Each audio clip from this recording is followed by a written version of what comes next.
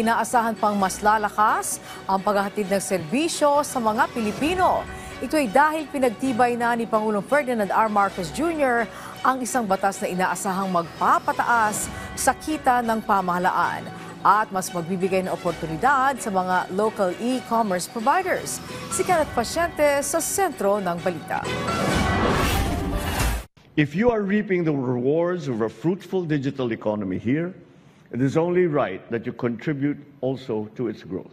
Yan ang binigyang diin ni Pangulong Ferdinand R. Marcos Jr. kasunod ng kanyang paglagda sa Republic Act No. 12023 o ang Value Added Tax on Digital Services Law, ang batas na magpapataw ng dagdag na 12% tax para sa mga Foreign Digital Service Provider o DSPs.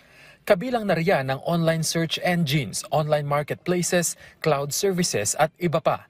Ayon sa Pangulo, layo ng batas na ito na makatulong sa pamahalaan na makapag-generate ng karagdagang revenue at maging patas sa mga local e-commerce providers, lalo na't nagbabayad ng VAT ang mga local DSPs. Pero ang kanilang foreign competitor ay tinatamasa ang tax advantage na nagre-resulta anya sa hindi patas na kompetisyon at disadvantage para sa mga local businesses. With this law, we say that if your presence in the Philippine market is as real as your profits, then your tax responsibility should also be equally tangible. But make no mistake, we are not imposing new taxes.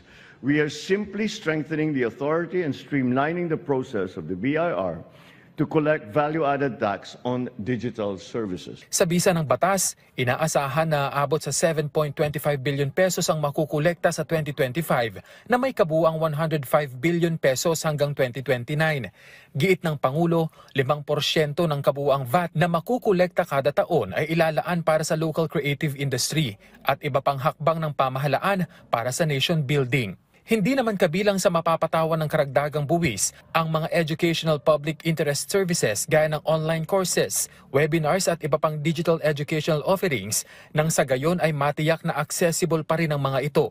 To our partners in the digital space, let this be seen as an invitation to help build a bagong Pilipinas where innovation flourishes, especially as we promote competition.